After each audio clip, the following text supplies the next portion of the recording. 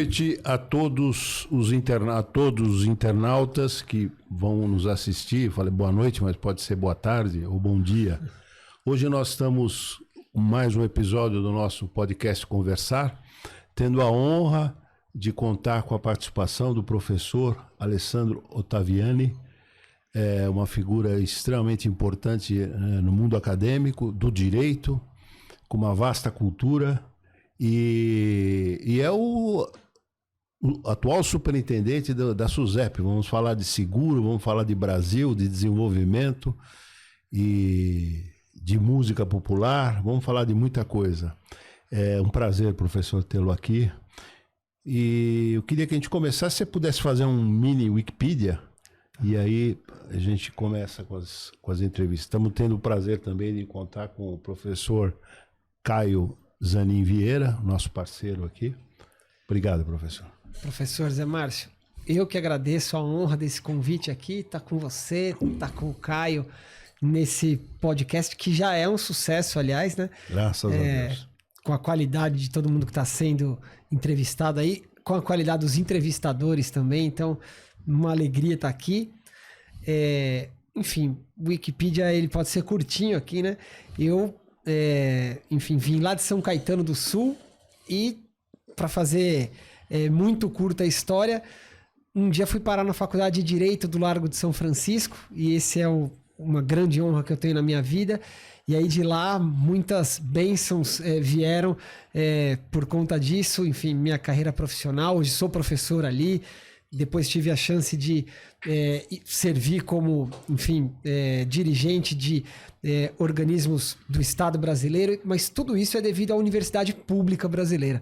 Então, falar dessa minha trajetória é, na verdade, fazer um grande agradecimento à Universidade Pública Brasileira, que é um pedaço para pensar o melhor do país. Fica aqui, então, meu agradecimento a todo mundo que ajudou a construir a Universidade Pública Brasileira. Gostaria de reiterar aqui os agradecimentos do Zé Márcio. Obrigado por ter vindo. A gente está muito feliz de receber o senhor. E a pedido do estúdio MCM, também pedir para o pessoal aí de casa, se você gosta do podcast, curte ele, compartilha e também siga agora nós nas redes sociais, Instagram, TikTok. Estamos agora entrando nas redes sociais, então dá uma força aí que é super importante para a gente. Professor, uma vez o senhor me disse que a primeira vez que o senhor esteve na Faculdade de Direito do Largo São Francisco foi justamente para fazer a inscrição. Então, queria te perguntar, por que o Direito? O que te levou a escolher esse curso? O que te fez escolher a Faculdade de Direito do Largo São Francisco? Conta um pouco essa antessala do Lattes pra gente. Caio, na minha família não tem tradição universitária, né? Meu pai veio da Espanha para cá com 18 anos para trabalhar, né?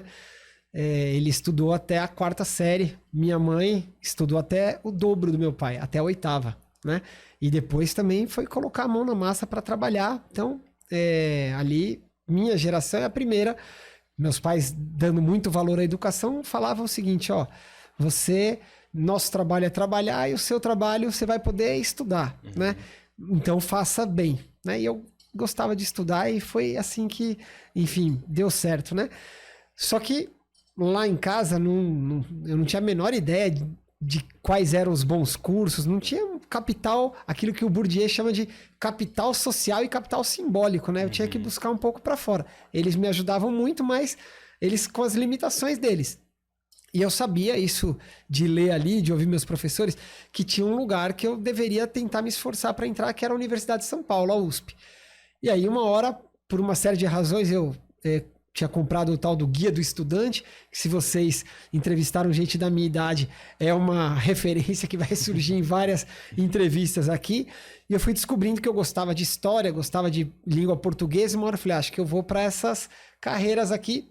E uma hora, folheando aquilo, caí ali no direito, que me parecia algo legal, meio parecido com a diplomacia, com o jornalismo. Uma hora desembocou no direito.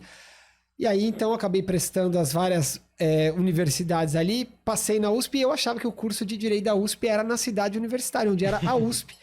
E um dia, enfim, bastava ter alguém já que tivesse estudado direito, né, na família para não cometer esse erro. Mas o fato é que não tinha ninguém nem que tivesse estudado direito e nem que tivesse estudado em qualquer universidade, né, por perto ali. Então, quando eu vim fazer a inscrição na tal da USP, eu vi que a USP de Direito era lá no centro de São Paulo, que era o Largo de São Francisco. E hoje eu posso falar, ainda bem que a Faculdade de Direito ainda era lá, porque tem a nossa plaquinha lá no Largo, quantas forem colocadas, tantas arrancaremos. Era uma tentativa da ditadura militar tirar a Faculdade de Direito do velho Largo de São Francisco e levá-la para a cidade universitária para fazer os jovens estudantes fazerem menos baderna, na linguagem deles, né? Porque na nossa linguagem era lutar pela democracia. Então, lá no Largo de São Francisco é uma terra da luta pela democracia. Ali é o território livre do Largo de São Francisco. Ali o Brasil pulsa mais justo para o mundo inteiro. E hoje, com a entrada dos jovens pelos programas de cotas, pelas várias formas de fazer uma universidade mais inclusiva, isso vai ser elevado a uma imensa potência no século XXI.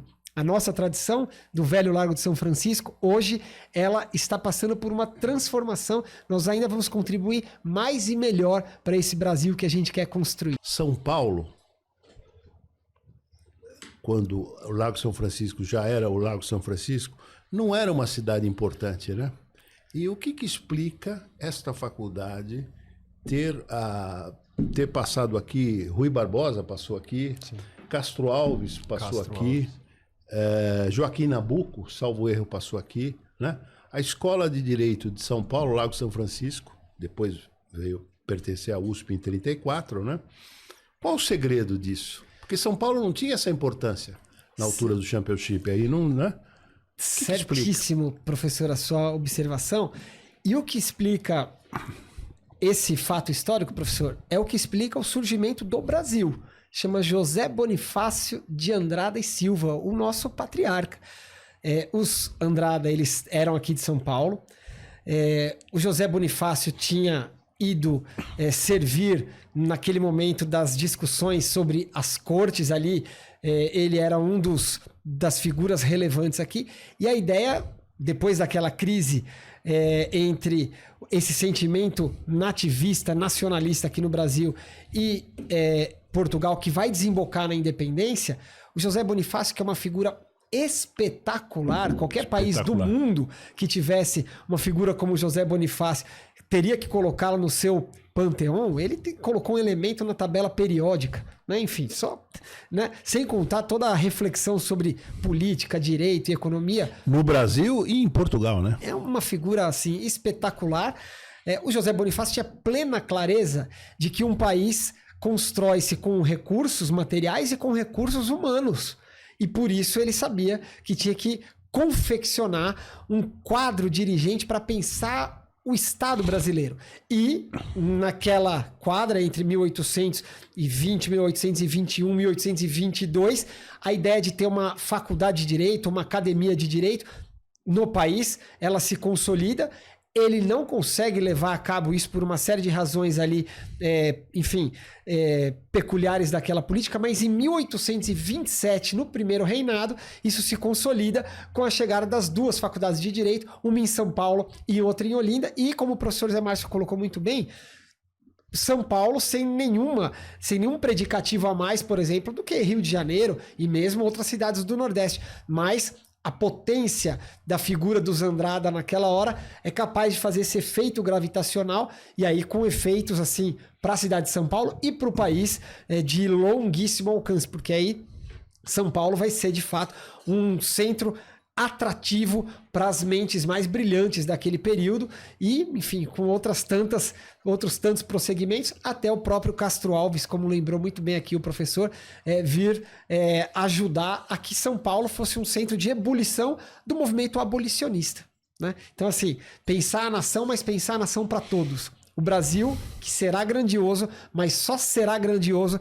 se for para todos. Essa é a marca que o José Bonifácio imprimiu na nossa faculdade e da nossa faculdade para um projeto de nação que nós viremos a ser, professor Zé Márcio. Não tenho nenhuma dúvida sobre isso. Se Deus quiser.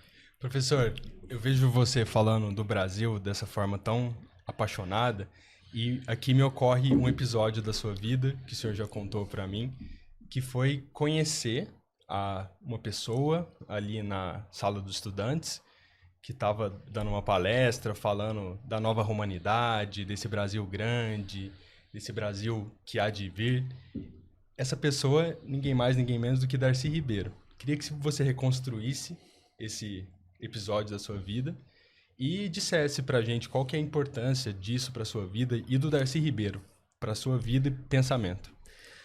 Professor Zé Márcio, isso que o Caio está colocando, eu vou dar um passinho atrás. Um dia eu tô visitando, eu não sou muito bom na internet não, mas eu vou me virando ali. Um dia eu caí numa entrevista que era o professor Zé Márcio e dois economistas brilhantes da atual geração, um Paulo Gala e o outro Gabriel Galípolo. E os dois rendiam homenagem, olha que beleza, ainda vivo, né? Rendiam homenagem ao mestre Zé Márcio ali, dizendo o seguinte: o professor Zé Márcio, ele nos abriu o horizonte de pensar a grande política do país. Eles falaram textualmente isso, professor Zé Márcio, né? E para mim, a faculdade de Direito fez isso. Eu entrei ali achando que eu ia estudar numa faculdade, né? Só que a faculdade de Direito do Largo de São Francisco, eu saía da minha sala de aula e entrava numa outra sala, que essa sim virou a minha sala de aula, que é chamada Sala dos Estudantes, onde de repente entrava para falar um candidato a presidente da oposição chamado Luiz Inácio Lula da Silva. No outro dia entrava Leonel Brizola. No outro dia, enfim, Luiz Carlos Prestes. Era essa a frequência daquele lugar ali, que depois eu vinha entender a dimensão histórica daquilo tudo, né? Um espaço para pensar o Brasil, porque aquela faculdade foi pensada para isso, para pensar o Brasil.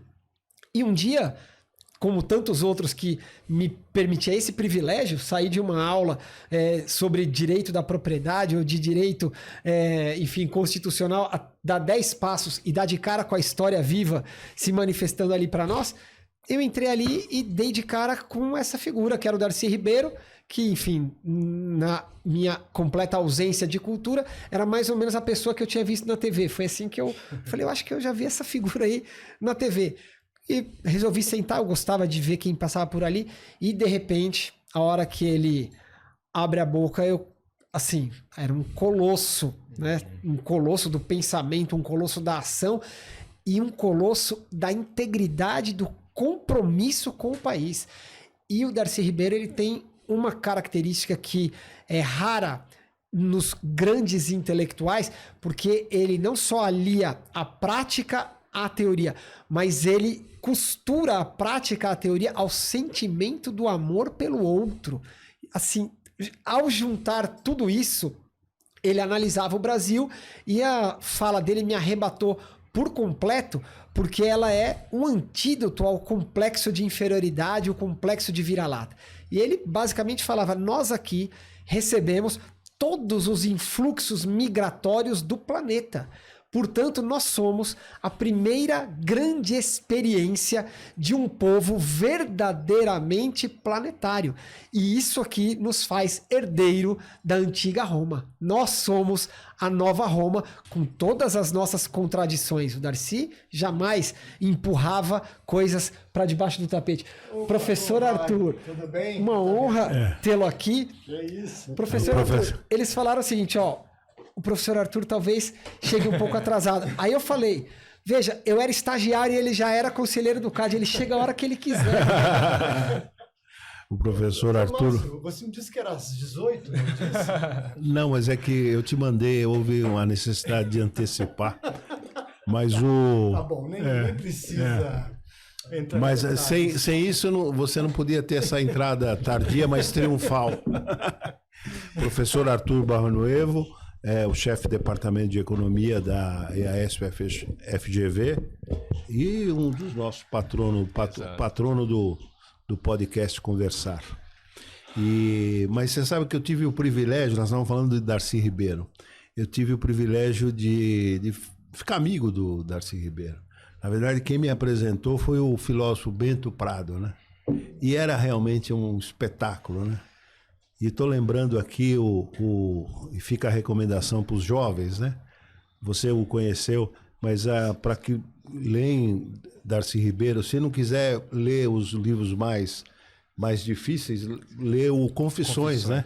Que ali está o Darcy Ribeiro explicitado, né? Darcy Ribeiro e todas as suas peles, E né? todas as suas peles, Eu estou lembrando, só em homenagem a ele, já voltamos aqui ao tema que é o professor Ottaviani e a Suzepe, e também vamos falar um pouco do Cade, mas ele dizendo, quando recebe o título doutor honoris causa na Universidade de Paris, né, Sorbonne, e ele fala, eu fracassei. E dialeticamente ele está dizendo de tudo que ele fez de bom, né? E ele vai dizer, eu fracassei. Grande Darcy Ribeiro. Sim, Mas aos jovens que ultrapassarem o Confissões, aí eu sugiro mergulhar no Povo Brasileiro. Que de fato é uma que obra é onde assim, ele condensa, né, toda a reflexão. Quase 30 anos ali de reflexão. E é um ato heróico, porque ele está escrevendo no hospital, né, e sai para concluir o livro, enfim, e contribuir mesmo com uma reflexão do mais alto patamar, não sobre só a nossa formação, porque é a formação e o sentido do Brasil. E aí ele basicamente afirma que nós, como nação, podemos construir, imprimir um sentido intencional ao que nós queremos dar para o mundo, né? Eu acho que essa é a grande contribuição. E a força da esperança, né?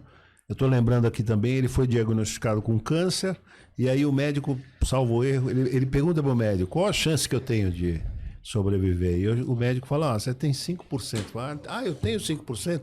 E ele fala no Confissões, ele se agarra nesse 5%, né? E sobrevive ainda um bom período, né? Um bom período. Professor, todos nós que somos leitores e alunos seus, a gente vê que tem muito de interpretação do Brasil na sua obra, né? Então, eu queria saber qual que é a importância de autores, intérpretes do Brasil, não só como Darcy Ribeiro, mas como Celso Furtado, Sérgio Buarque de Holanda, para o direito. Por que uma pessoa que lida com direito, com normas jurídicas, também tem que ler sobre a interpretação do Brasil? Qual que é a importância disso para o jurista? Caio, toda técnica e disciplina social, né? E as nossas disciplinas, elas são o direito, a economia, né? Elas são atos de poder, né? Parte do ato de poder é tentar isolar-se, né? Para falar que aquilo é um universo específico, né? O direito é mestre nisso, a economia também, né? E aí você cria uma técnica e um vocabulário próprio de maneira a se isolar, e aquilo significa um monopólio de poder, né? Um monopólio da fala, uma violência simbólica porque exclui os outros, né? E o mundo do direito enfim, prene, né? E muito generoso nessa forma de exclusão. O fato é que se nós operarmos a interpretação jurídica dessa maneira, nós reproduziremos o que aqui está. E tanto o direito, quanto a economia, quanto outras formas de organização do poder social, ele só servirá de fato a algo socialmente mais útil se ele olhar para onde ele está enraizado. E nós estamos enraizados nessa realidade, no nosso país, com as suas belezas e as suas contradições. Então, a tradição dos intérpretes do Brasil, ela na verdade nos permite olhar para a técnica jurídica e falar, olha, isso aqui está enraizado nesta história aqui. E cada qual deles, ninguém ali tem a verdade absoluta, mas certamente o conjunto desta reflexão nos aponta pedaços muito relevantes daquilo que somos. Celso Furtado sobre a teorização entre centro e periferia, que na verdade é a ausência de capacitação, de produção de inovação tecnológica e concentração de renda. Olha o tamanho desse diagnóstico, e aliás basta olhar os registros do INPI para ver a evidência empírica desse diagnóstico, né?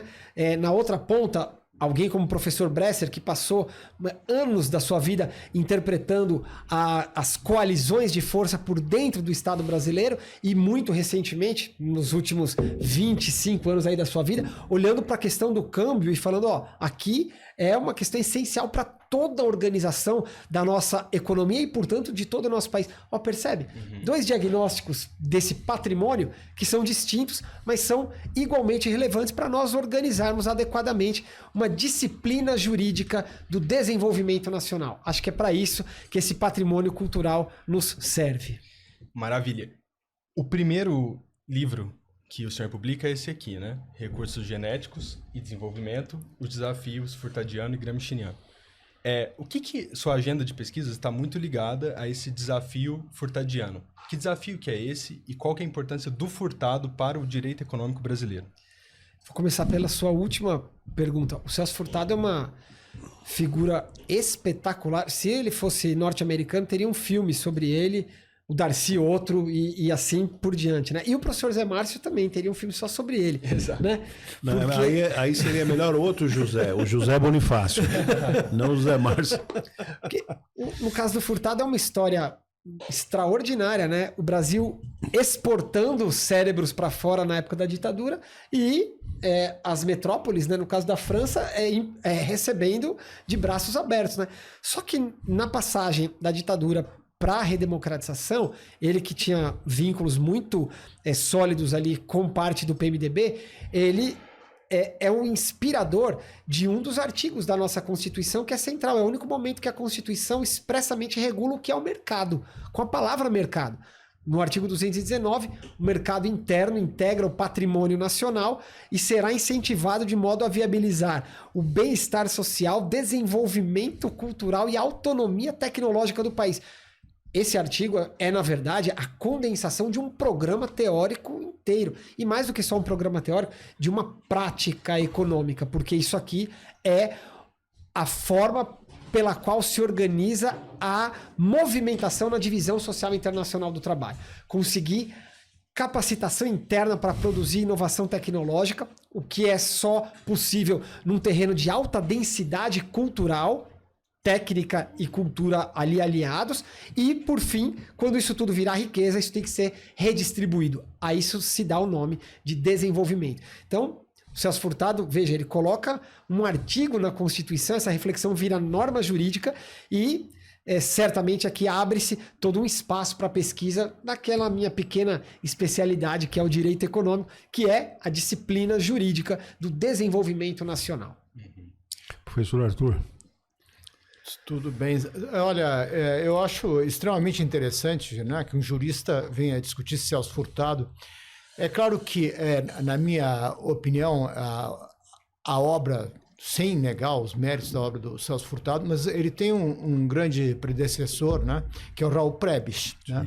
E eu acho que aquela ideia da divisão internacional do trabalho, que é importante, centro-periferia, a questão da diferença dos impactos do desenvolvimento tecnológico no centro e na periferia, produtor de commodities, é que nós voltamos a ser fundamentalmente, né? O progresso técnico, você tem estruturas de mercado que são competitivas, eles são repassados para preços, né? No centro, como você tem oligopólios e você, quando foi escrito isso em 1949, quer dizer, você tinha sindicatos fortes, então o progresso técnico era apropriado no próprio centro, né? Então eu acho isso extremamente interessante e é uma questão central do desenvolvimento, né? E eu acho que o Celso Furtado agregou uma coisa importante que a CEPAL no início não dava muita importância, que é o problema da distribuição de renda. Quer dizer, eu acho que quando começaram a se aceitar as ideias da CEPAL e incentivar a industrialização na América Latina, nos países maiores, né? Eu acho que se acreditava de uma maneira um tanto otimista que a distribuição de renda viria meio que naturalmente, né? Mas eu acho importante aqui que o Ottaviani tenha recuperado essa dimensão do Celso Furtado, que é essa dimensão social, né, de a preocupação com a distribuição de renda. E, aliás, não era só um problema social, ele acreditava que o próprio desenvolvimento dependeria de uma distribuição de renda para criar demanda, né, já que a concentração de renda teria gerado um mercado muito muito limitado em termos de magnitude, né? Agora, como é que... eu estava vendo, deixa eu te fazer uma pergunta. Como é que você vê o direito econômico e o Celso Furtado? Como é que você poderia explicar um pouco melhor aqui para nós que não somos juristas, né? Como é que você integra essas duas visões, né? Essas duas disciplinas, né? Para entender o desenvolvimento econômico nacional? Eu vou começar bem pelo fim. O Xi Jinping, veja, hoje provavelmente a figura na política mais importante para que nós decifremos, né? Ele comanda a máquina de desenvolvimento chinesa, né? Eu estou lendo ali, são 3 volumes de discursos oficiais dele, né? Ele tem, assim, isso é repetido em todos os seus discursos. Ele fala, a China, ela tem 2 objetivos na sua busca pelo rejuvenescimento, né?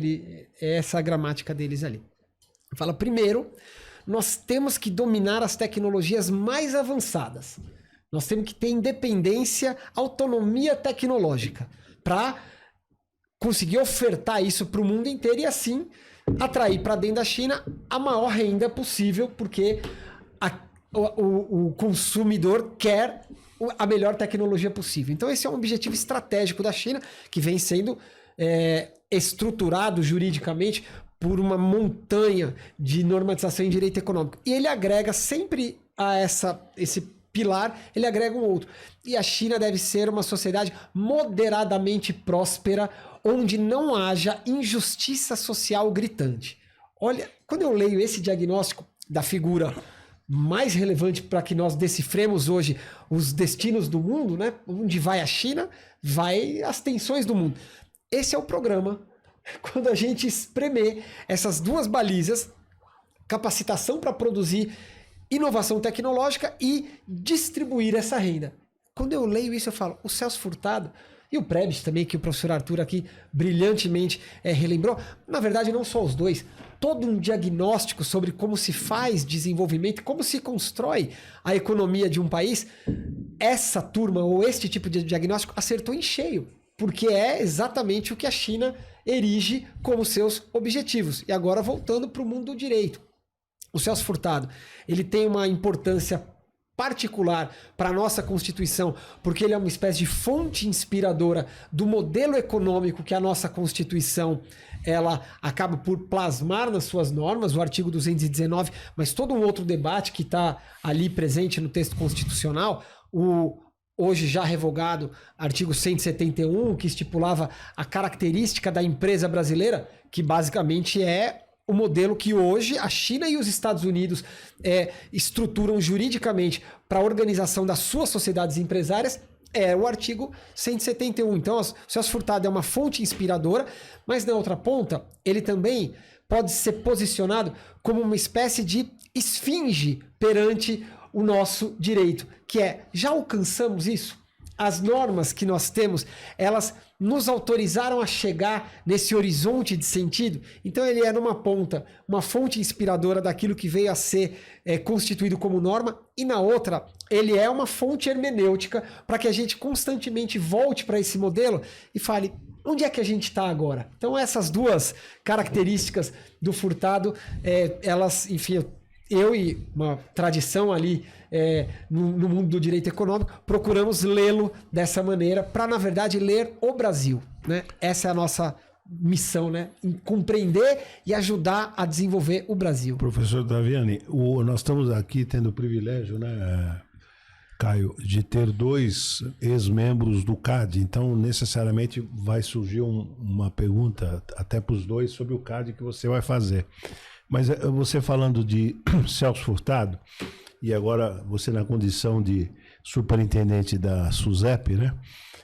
Me faz lembrar outro grande economista, que é o John Maynard Keynes, né? Que também teve uma participação importante na atividade de seguros, né? Ele entra, salvo erro, em 1921, numa instituição fundada em 1829, né? A National Mutual. E então que você pudesse dizer alguma coisa, se você travou contato com alguma reflexão do Keynes sobre atividade de seguro, ou se leu o Treatise on Probability, enfim, se você pudesse falar. Professor Zé Márcio, essa aqui não é... Eu já nem de longe fico tão à vontade para entrar nisso quanto nos outros temas que a gente estava aqui conversando, né? Eu espero uma hora conseguir aprofundar essa conversa. Mas, de tudo que eu chego perto do Keynes sobre seguro, além de ele ter... Não só a sua capacidade como investidor também, né? Porque ele estruturou parte do fundo de investimento que sustentou a universidade, né? Então, assim, uma figura espetacular. Sem contar... Fora que ele fez a fortuna dele também, né? Do mercado. E assim... E aí conversava com a turma do Bloomsbury Group sobre teatro, literatura, enfim. Uma figura daquelas que talvez nessa mesa, né, professor Arthur? Só o professor Zé Márcio se aproxime, né? Enfim, uma figura espetacular. Mas sobre seguro especificamente, parte da teorização sobre expectativas e rumo para a liquidez ou a preferência para a liquidez, na verdade isso aqui é uma discussão sobre risco e que daqui a pouquinho vai ser conceitualizada pelo Knight com a distinção entre risco e incerteza. Assim, e o Keynes ele é um pilar inteiro dessa discussão sobre para onde nós nos movimentamos em busca de certeza, né? E a estruturação dos fundos securitários numa economia como a nossa, fundo securitário privado, seguros privados, fundos previdenciários privados, fundos previdenciários, os chamados fechados ou complementares, ou a própria previdência pública, ela na verdade é um tremendo colchão de amortização das incertezas. Então veja, essa teorização do Keynes, a gente pode aprofundá-la de maneira estruturalmente muito mais significativa. E na outra ponta, a economia dos seguros, e aqui eu vou sair um pouquinho do Keynes, mas eu vou perto do Hirschman, a economia dos seguros, ela pode ter efeitos encadeadores para frente e para trás, o que não só são efeitos amenizadores de incerteza, mas também efeitos propulsores da economia para um lado ou para o outro. O que faz, na verdade, hoje, o patrimônio que nós gerenciamos lá na SUSEP, em termos de provisões técnicas, ele equivale a cerca de 15% a 17% do PIB inteiro. Se você somar o que está na Previc, que são as entidades de previdência complementar fechada, outros 14%, 15%, nós estamos falando aqui de cerca de 30% do PIB. Assim, é uma massa de capital que qualquer país do mundo olharia para isso como um enorme ativo estratégico para impulsionar o seu desenvolvimento. É para isso hoje, certamente que essa inspiração do Celso Furtado e de outros tantos nos move ali para olhar para a Constituição e para essa política pública e falar como é que é possível que nós desenhemos os mercados de maneira mais correta. E com isso eu paro para ouvir o nosso mestre Arthur. Mercados não são instituições da natureza. Mercados são instituições sociais. Mercados podem ser desenhados. E aí a gente pode errar ou acertar nesse desenho. Essas coisas podem ir para um caminho ou para outro. Agora, equiparar o mercado a uma lei da natureza ou uma lei da selva é viver na natureza e na selva. Nós queremos ter uma relação boa com a natureza, não nos regredir a uma situação de ausência de controle sobre comportamentos que são sociais e não meramente genéticos. Então, mercados são instituições sociais, instituições jurídicas. E com isso eu passo a palavra ao nosso professor Arthur. Bom, muito obrigado.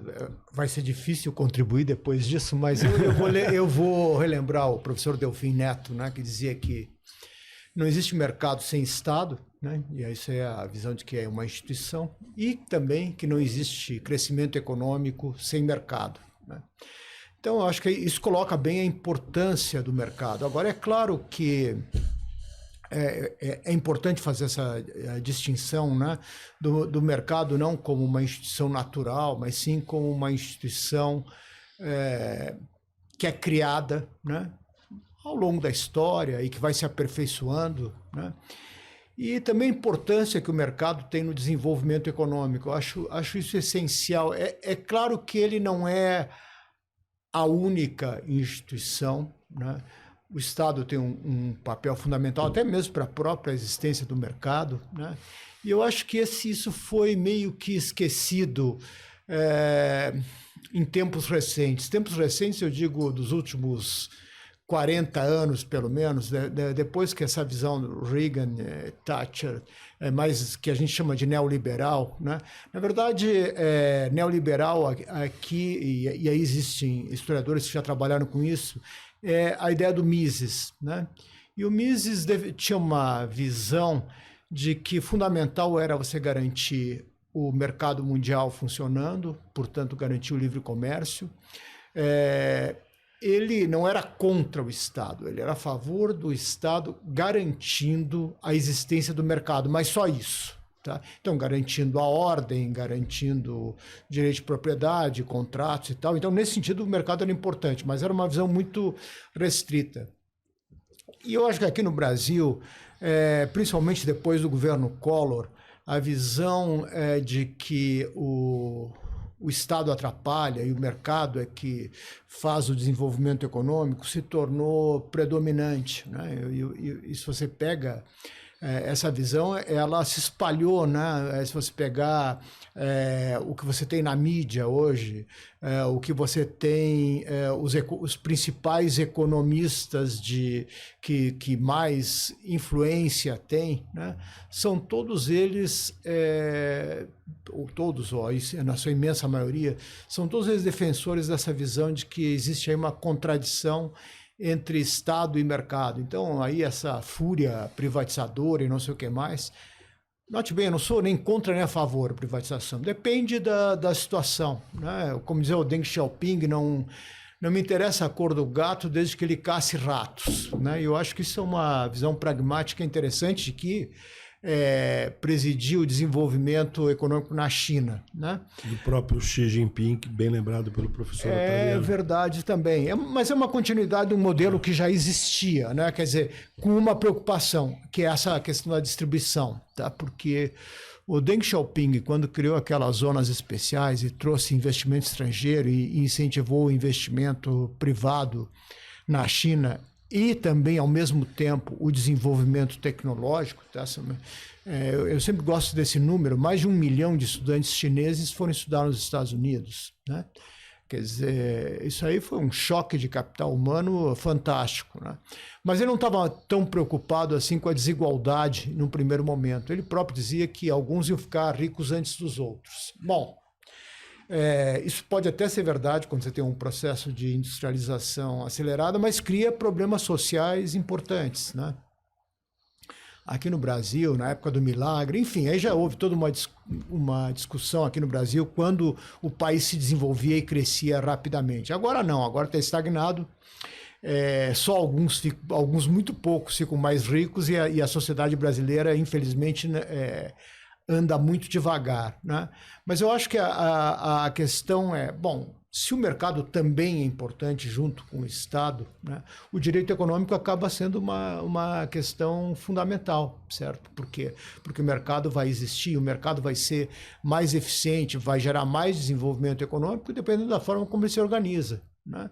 Se você tiver uma sociedade totalmente oligopolizada, com demanda que não cresce, com segmentos protegidos da competição, provavelmente vai ser muito difícil que isso vire uma economia dinâmica, né? Então, sem cair no outro lado, que basta você liberar o mercado e reprimir condutas e concentrações anticoncorrenciais, né? Eu acho que a gente tem um espaço muito interessante de discussão, né? Se algum dia o país voltar a se desenvolver, né? Ou seja, de como é que vai se fazer essa regulação para incentivar mais esse desenvolvimento do setor privado, competição, da competitividade internacional, que é sempre uma coisa muito importante, que aqui no Brasil, creio eu, não foi abordada com a devida importância, tá? Então, eu acho que aí existe uma discussão interessante. Quer dizer, e como é que você vai juntar as políticas de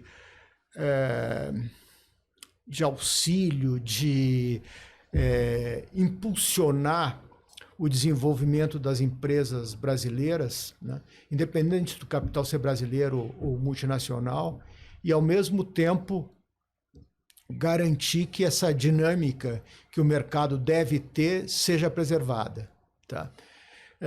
Eu acho que a ideia das agências reguladoras, do CAD, etc., são todas interessantes, mas eu acho que nunca houve uma visão que procurasse entender essas instituições dentro do processo de desenvolvimento. Tá? Quer dizer, havia a preocupação, é claro, com o abuso de poder econômico, né? Isso é essencial, né?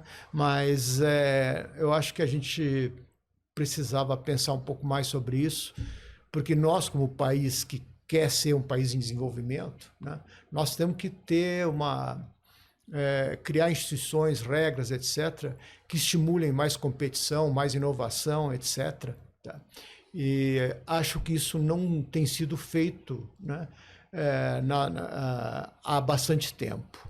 Professor Ottaviani, queremos te ouvir. Acho que o professor Arthur tocou num ponto essencial aqui, em vários, né? Mas eu acho que ele, pelo menos dois eu destacaria, né?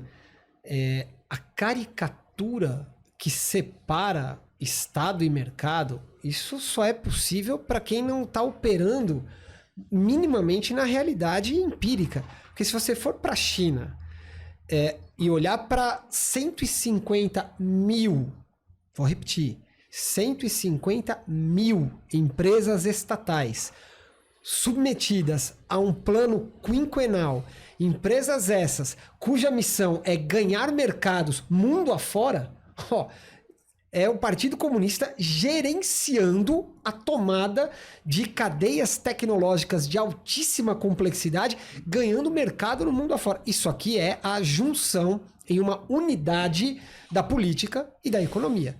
Então, se nós não olharmos para o mundo, o que acontece hoje, que é na China, a gente vai extrair, enfim, o diagnóstico da onde? Nós temos que olhar para a realidade.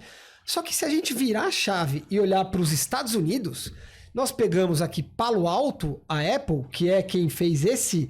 Eu não estou fazendo propaganda, não. Isso aqui é uma análise teórica que hoje já é, enfim, mais do que consolidar. Das 10 principais tecnologias que sustentam esse aparelho aqui, 8, como nos ensinou já, agora vai para décadas, não tem nada de novidade. Já não tinha a época que a Mazzucato lançou o livro, né? Mas agora é impossível negar porque ela virou um fenômeno pop aí, né? Então, veja, isso aqui veio da DARPA. A DARPA é uma agência governamental e também veio da NASA e veio das Forças Armadas norte-americanas, colocando influxos no mercado de capitais, nas principais startups americanas. Enfim, veja, a gente saiu da China e foi para os Estados Unidos e, malgradas as diferenças, a gente se depara com o mesmo fenômeno, uma articulação entre política e economia, entre Estado e mercado. Este é o mundo.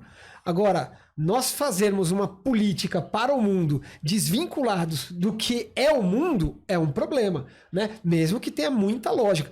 O problema com os autores que fazem essa caricatura liberal que o professor Arthur aqui catalogou muito bem, é que o seu discurso pode ter toda a lógica do mundo. O mundo é que não tem nada daquela lógica. E aí é um problema, né? Porque aí a gente está lidando com um mero discurso abstrato. Nós vamos ser capazes de construir as instituições que precisamos quando a gente mergulhar na empiria do mundo, nos conflitos do mundo e na complexidade do mundo. E aí, os Estados Unidos funciona desse jeito, a China funciona desse jeito, isso aqui deu mais ou menos certo, a gente não tolera tal coisa, até aqui a gente vai e esse é o nosso país. Aí eu acho que é uma forma mais adequada. E um segundo ponto que o professor Arthur colocou muito bem é o Brasil, isso não é de agora, isso já é, enfim, um diagnóstico que nos acompanha já de longo tempo. Nós perdemos a potência criativa do diagnóstico. E retomar isso como sociedade é um esforço coletivo, assim, tem que ser diário, e ele demanda muita capacidade, muito empenho mesmo, porque nós temos adversários que nos levam para a margem contrária desse objetivo diariamente. As redes sociais e a sua autoalimentação algorítmica e a sua tendência pela dramatização e não pela análise, que leva, do ponto de vista da política, a uma enorme polarização, onde é sempre mais fácil o drama e a acusação do que o consenso e a construção. Ó, são fatores que se somam a uma sociedade que já tinha grandes problemas em resolver dilemas históricos. Então, a reforma agrária não realizada no século XIX, a reforma educacional da saúde pública e do financiamento não realizada no século XX se somam agora aos problemas do século XXI. Veja, feito esse diagnóstico, a gente poderia colocar a viola no saco e falar, não dá para resolver 3 séculos em um. Só que eu acho que não, pelo contrário, né? Nós temos condições, inclusive porque a China, não estou falando que a China tem que ser o nosso exemplo, não. A China só é um exemplo de como se pode sair de situações trágicas para dar um salto para outro patamar. A China saiu da revolução cultural, que nós não temos nem ideia do que significa um filho dedurar o seu pai para a polícia política e ser premiado por isso. Isso é uma fratura na sociedade que, assim, os traumas que isso leva são de uma potência imensa. E a China ter saído desse processo histórico para ser o que ela é hoje mostra pelo menos uma coisa: as civilizações são plásticas e a liderança política tem um grande impacto. Então, se nós, como estamos fazendo aqui nesse programa, nós conseguirmos conceitualizar adequadamente e termos espaço para a formação da grande liderança política brasileira, o país tem condições de dar novos saltos. E aí, certamente, repensar com criatividade o seu potencial é parte dessa solução. E veja só, e com isso eu encerro, e não é só a política que vai fazer isso, porque o Brasil tem um patrimônio cultural e artístico que é uma via transmissora da nossa mais potente energia. Então, veja, é por isso que a obra do Caetano, do Gil, só para pegar um pouquinho do Rei Roberto, veja, essa obra olha para o povo brasileiro e ela fala sem parar: nós somos um povo com imenso potencial. Então veja, nós não é só o diagnóstico do desespero, não. Nós temos válvulas de escape e potências de irrigação hidráulica de criatividade que não é qualquer país do mundo que tem, não. Nós temos um imenso potencial e ferramentas aqui. Claro, e a história está aberta. Professor Taviani, eu ia passar para o professor Caio fazer uma pergunta, mas eu não resisto agora a você. Até como uma homenagem, ontem ou hoje morreu o Sérgio Mendes, né? Um dos maiores divulgadores da Bossa Nova no mundo, né? E percebo que os nossos ídolos ainda são os mesmos, né? Para dizer da música da Elisa. Você falou de Bresser, de Furtado, de Darcy, e acaba de falar agora de Caetano, de Gil e do Rei Roberto, né? Se você pudesse fazer um comentário sobre Roberto Carlos ou mesmo sobre Caetano. A semana passada eu estava relendo Verdade Tropical, né? Um livro que se lê com muito proveito. É um livro polêmico, não tenha dúvida, mas a inteligência do Caetano, né? Aproveita e fala também do evento feito na Faculdade de Direito do Largo São Francisco, que é uma homenagem ao Roberto Mangabeira Unger, em que compareceu ninguém mais, ninguém menos do que Caetano Veloso. Eu vou começar por aí. Nosso patrimônio cultural, professor Zé Márcio, ele é imenso e ele não precisa ser necessariamente convergente, né? Então, veja, o professor Mangabeira assim, tem uma obra, deve ser o cientista social brasileiro mais lido e citado mundo afora, se a gente pegar aqui uma cientometria básica. Professor titular em Harvard desde os 26 anos. Exato. Naquela nossa política de exportação de cérebros, né, que a gente mencionava no começo, sobre o Furtado, Nied Guidon, enfim, outros tantos que a ditadura expeliu para fora, o professor Mangabeira é dessa leva, né? E a gente fez essa homenagem a esse pensamento, e o Caetano é um leitor do professor Mangabeira, então o Caio está se referindo a esse dia que nós tivemos esse privilégio ali de receber, na verdade, uma grande conversa sobre o Brasil, né?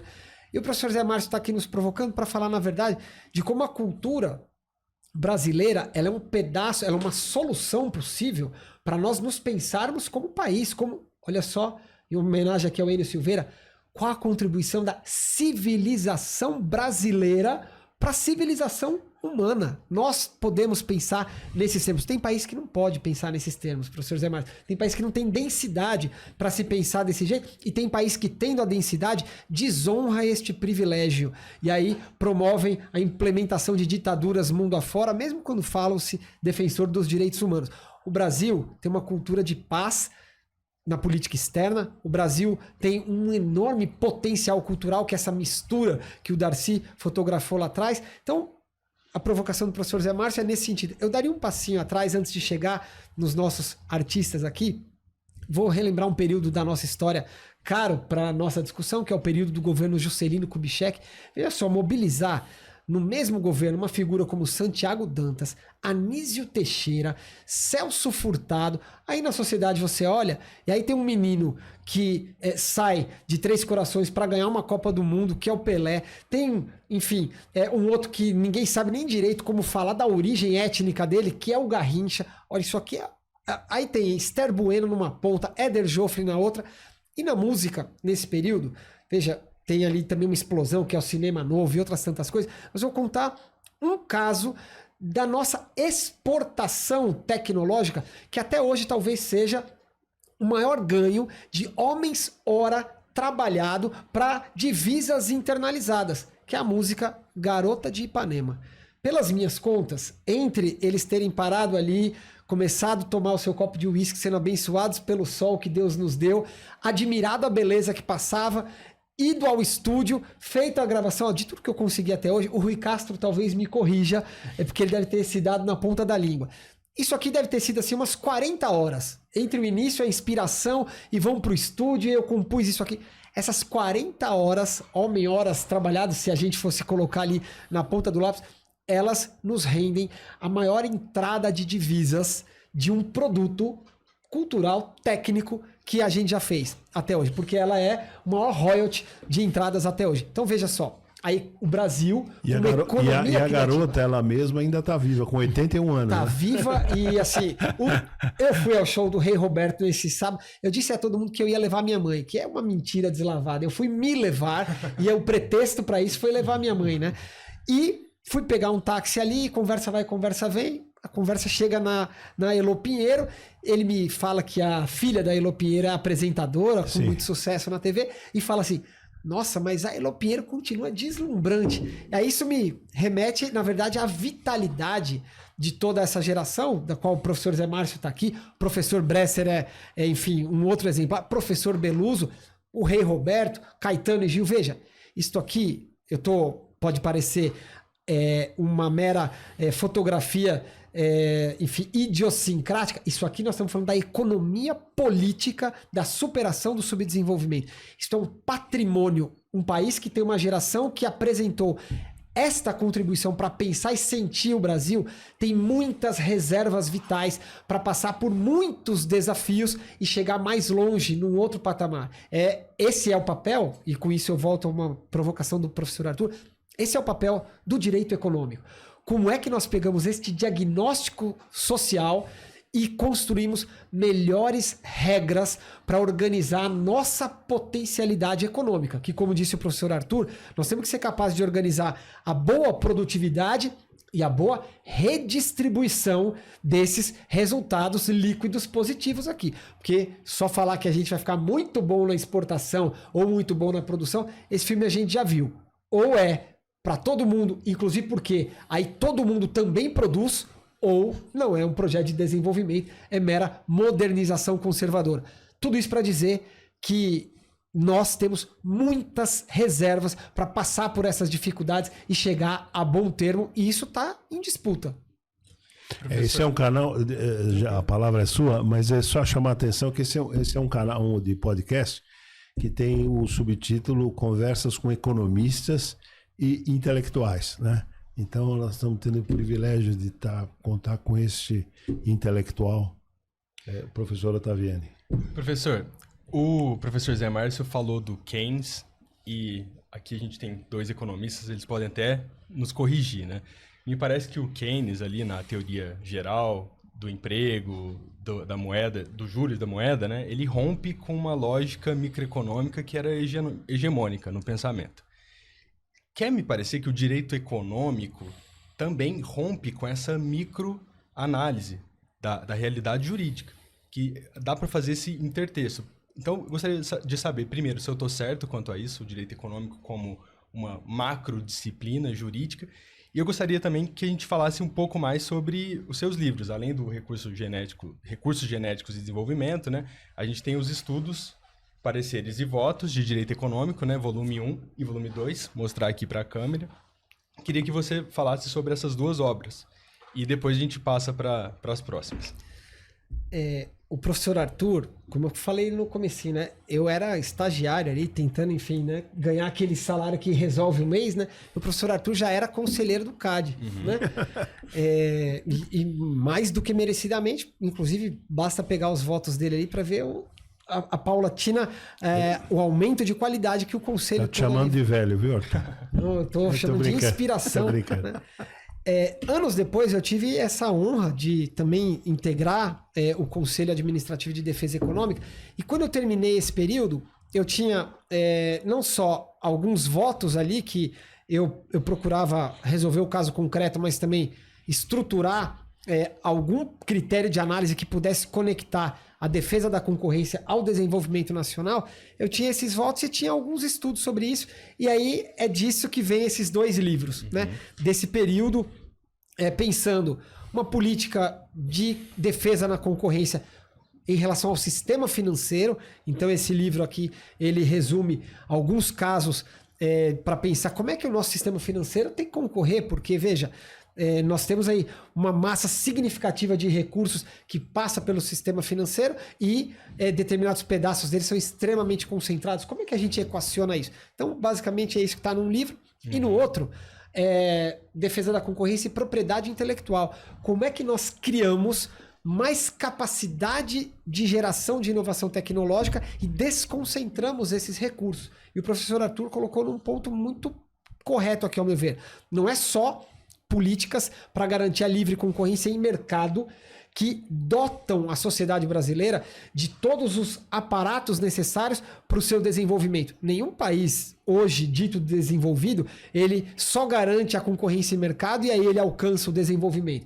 Veja, a DARPA não é só garantir a concorrência em mercado. A DARPA é dar um monte de dinheiro público para as pesquisas lá no Vale do Silício. Da mesma maneira, a China dar um monte de dinheiro público, inclusive várias vezes a fundo perdido, para, depois de tantos erros, obter alguns acertos.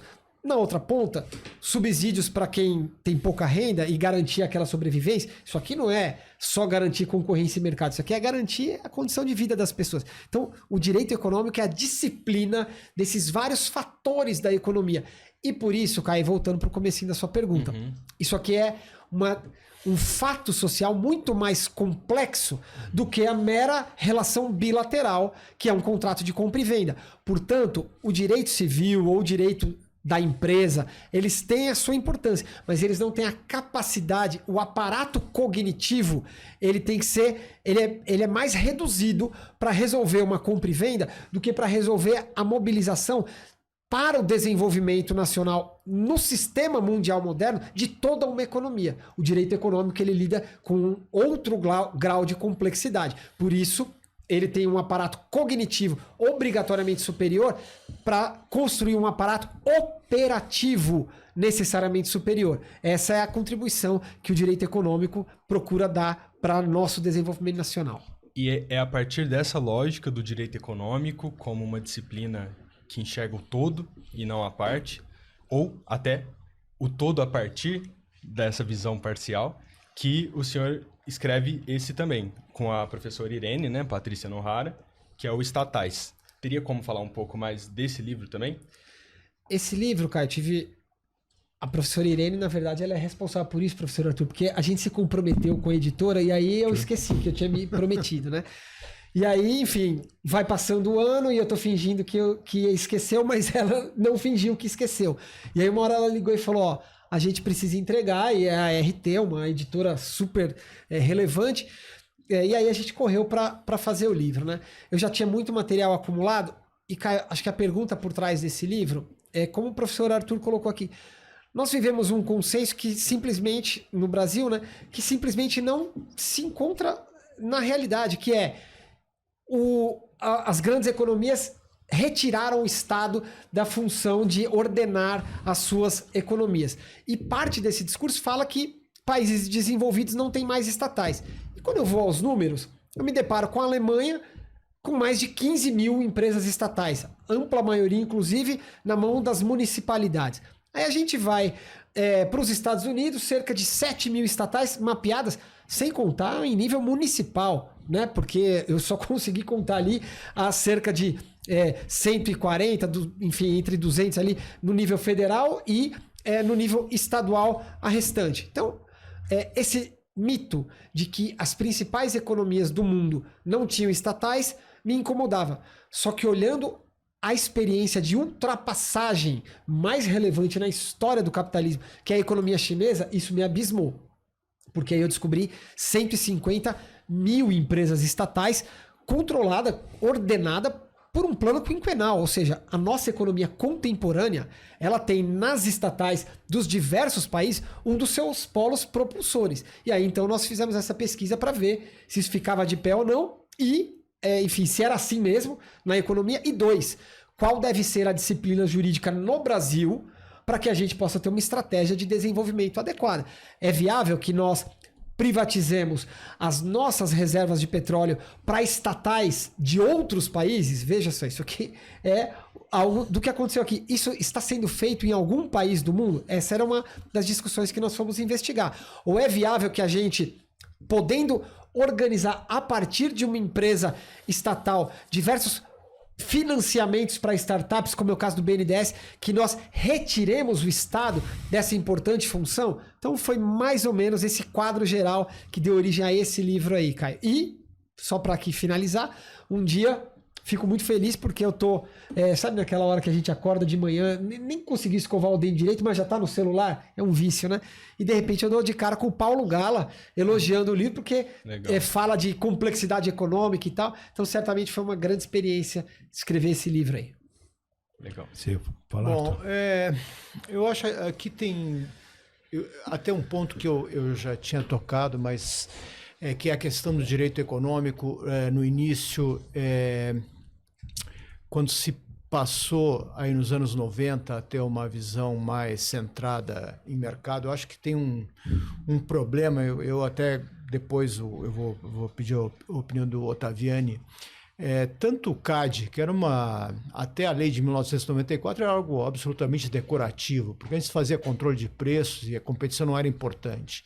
Ou as agências reguladoras que não existiam, né? Então aqui a gente está falando de instituições muito importantes quando se trata de entender o funcionamento do mercado, tá? E eles tinham sido... Aqui no Brasil, ao contrário do que aconteceu nos Estados Unidos, essas instituições foram, primeiro, as agências reguladoras foram criadas para garantir aos investidores, né, que os seus investimentos não seriam tomados, né, de uma maneira indireta pelo Estado, né? Nos Estados Unidos, por exemplo, que é um país onde essas agências tiveram um papel essencial, desde o início, aí no final do século XIX, a grande preocupação era defender os consumidores, os usuários, tá? Então, o CAD também, quer dizer, nos Estados Unidos, o Federal Trade Commission, o Departamento de Justiça, que principalmente depois que o Theodore Roosevelt os colocou a funcionar, né? Eles procuravam defender os consumidores de abuso de poder, né, daqueles barões ladrões, etc. Aqui a preocupação era evitar que aí voltasse a inflação. No início, a Lei de Defesa da Concorrência essa era a preocupação. Então, na verdade, eu vejo assim um problema aqui. Mesmo instituições que são modernas e que são importantes, né? Aqui no Brasil elas começaram de uma maneira um pouco esquisita, né? Mas eu acho que a análise que o Ottaviani faz, ela vai muito além desse ponto, né? Quer dizer, até que ponto a gente regulamenta questões essenciais. Aí tem a questão das estatais, né? Do meu ponto de vista, e uma das coisas que eu obviamente gosto de estudar é a administração de empresas, né? Bom, eu sou professor de uma escola de administração. E a questão dos incentivos econômicos nas organizações é uma questão essencial. Tá? Então, você pode ter empresas estatais funcionando bem, sendo competitivas, etc., ou funcionar muito mal. Tá? E eu acho que aqui o debate, né, como essa ideologia de que o Estado atrapalha e que o mercado é sempre uma maravilha, né, acabou obscurecendo essa questão sobre como devem as estatais funcionar e como devem ser feitas as políticas, as instituições para forçar as estatais a funcionarem bem. Tá?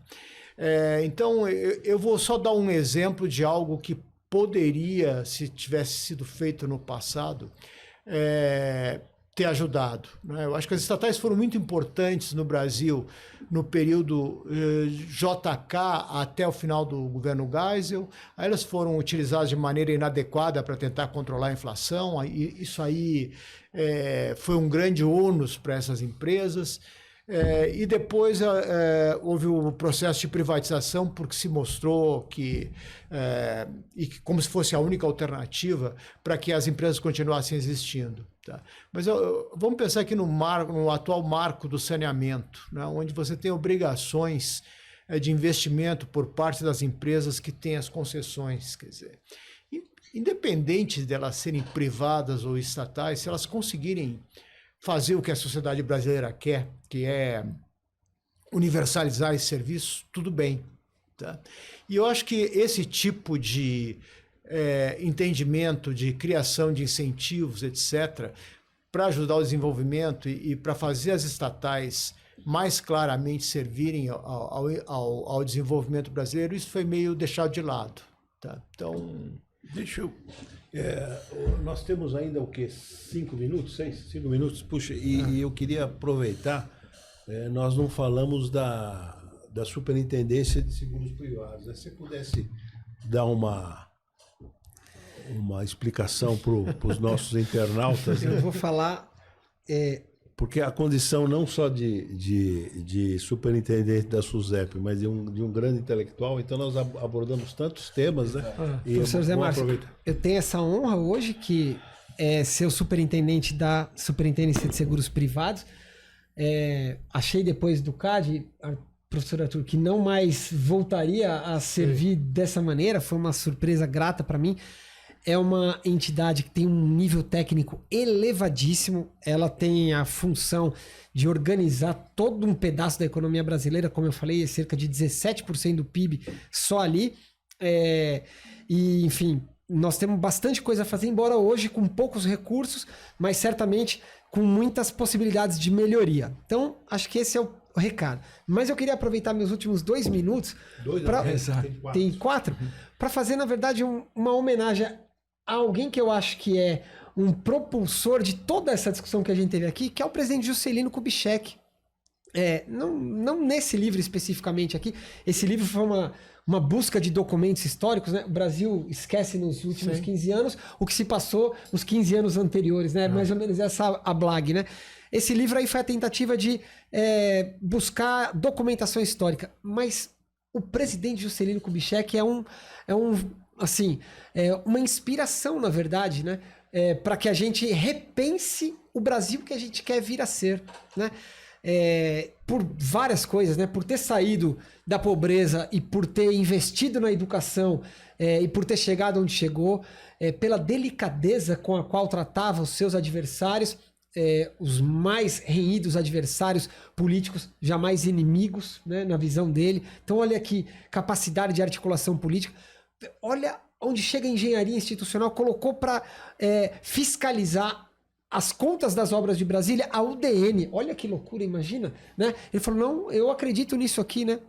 Ou seja, a capacidade de criação institucional também, e veja, é do governo Juscelino a Sudene, né? Então, assim, o aproveitamento da inteligência brasileira por dentro das instituições para nos pensar como futuro, né? E sem dizer da eficácia da sua política, porque 54 é o ano da morte de Getúlio, é o ponto mais baixo do nosso pessimismo, E 58 é o ano do máximo otimismo, né? Como só uma liderança política da mais alta estatura para fazer 2 períodos tão contrastantes. Então, eu acredito que, desse ponto de vista, o Juscelino não é o nosso passado, não. O Juscelino é o nosso futuro. Recentemente, a jornalista tradutora, querida Rosa Freire de Aguiar, disse que leu os 2 volumes desse livro, que é O Assassinato de Juscelino Kubitschek pela Ditadura, Documentos Oficiais, que foi publicado pelo senhor, pela professora Léa Vidigal e pelo professor Marco Braga, e disse: estou convencida de que Juscelino foi assassinado,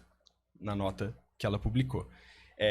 Queria como falar brevemente desse livro, como é que foi a elaboração dele, para a gente poder encerrar passando por toda a sua bibliografia. Como eu coloquei aqui, o subtítulo do livro é Documentos Oficiais. Então, a gente fez assim, o que é o básico, né? Que é buscar declarações oficiais do Estado brasileiro sobre esse fato. Então, a gente juntou desde a certidão de óbito até os últimos documentos das comissões da verdade. E só fizemos isso mesmo, viu, Caio?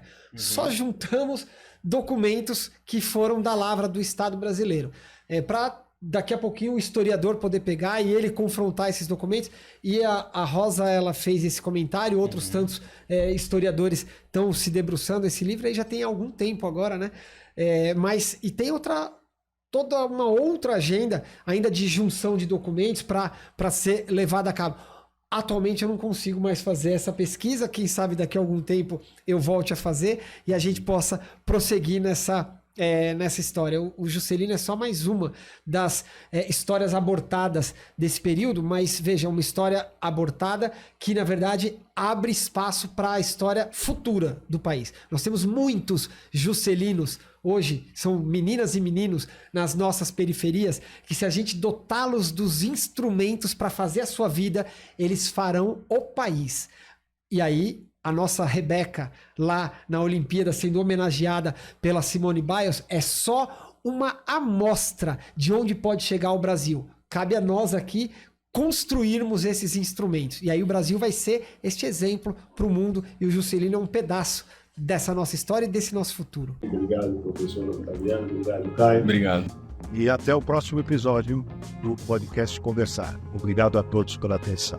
Obrigado.